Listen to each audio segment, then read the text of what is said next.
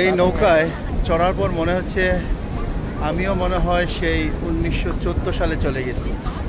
Same whistle, same deck, same টাইপের engine,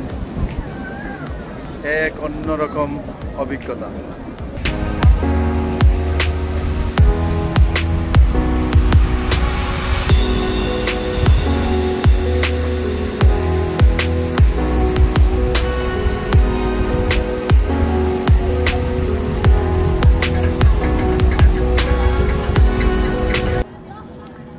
ইঞ্জিনের মধ্যে দেখলাম যে ওরা অয়েল দিচ্ছে।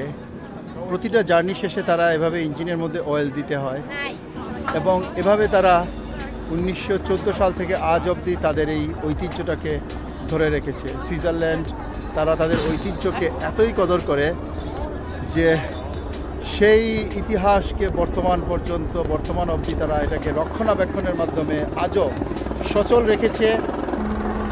হেলিকপ্টার যেন কী করতেছে এখানে, এবং তাদের এই ধরে রাখার কারণে আজ এর সুফল আমরা ভোগ করলাম।